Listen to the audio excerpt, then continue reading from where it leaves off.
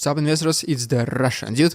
Happy Friday, and in today's short video let me explain how the market seasonality, not cyclical stock market but seasonality, how it affects the stock market prices and just in general the performance of the stock market itself, because there is some kind of relationship between what kind of season, month or even sometimes days we are in, or some particular events like government elections, which once again can affect the prices. It is not exactly happening every single time in exactly the same way, otherwise people would make billions out of this, but there is a pretty nice and pretty frequent tendency. So let's talk about all of this right now. And so yeah, the seasonality of the stock market pretty much tells us that there are some weaker months and periods of the year that are weaker than the others. And traditionally, for the many years of the stock market history, the month of September and just in general the beginning of fall is considered to be pretty slow and uneventful for the stock market.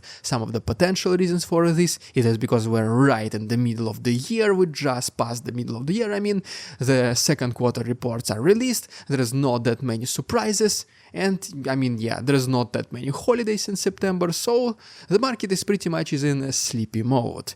So not that much is expected, there is not that much volatility, and well, some people they just simply decide to lock in sometimes some of their profits and wait until some better opportunities. And once again, historically it is the month of September which is traditionally the weakest for the stock market and particularly for the S&P 500 index, because for the duration of the observation of the stock market performance for many years, on average September yielded approximately -1% return, which once again makes it the worst month on the stock market out of 12 other ones. The second place goes to May and the third place goes to February. One of the first reasons, like mentioned previously, is the decrease in the economical activity, because people they usually spend their summer holidays somewhere else, in another country, they go to the beach, they spend a lot of money for these celebrations. Yes, if you're a family of 3 or 4 people, well, that's $1,000 we're talking about.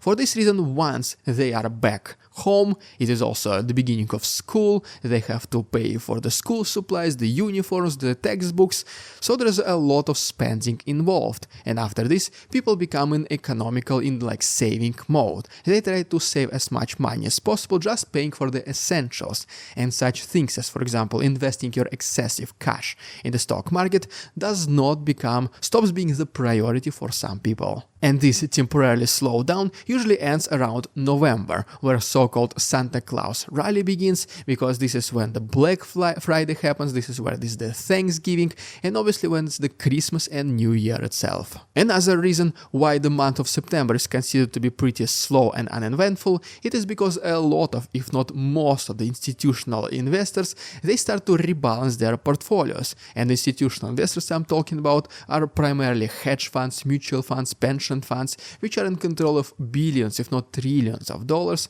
and rebalancing means that sometimes they have to sell some of the companies either to match the combination, either to match the grouping inside the companies inside the index, or just to lock in some profits, or just to distribute some payouts, dividends.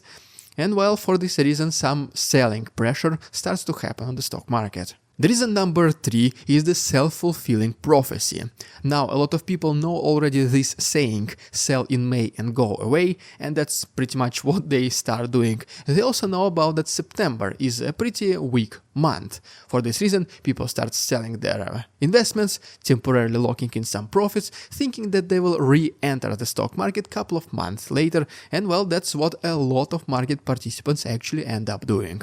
And another reason which is not that impactful but still worth mentioning is just some other events, either geopolitical or political events, like for example the upcoming presidential elections. People are uncertain who is going to be the next president, they are not willing to risk their money, and they pretty much once again sell the positions, lock in the profits, and they prefer to reinvest once they know something a little bit more for sure. These are just some of the few reasons why September is considered to be the weakest month on the stock market, and I'm also curious to hear, guys, what you think. What do you think makes September such a bad month for investing? Please let us all know down below in the comments.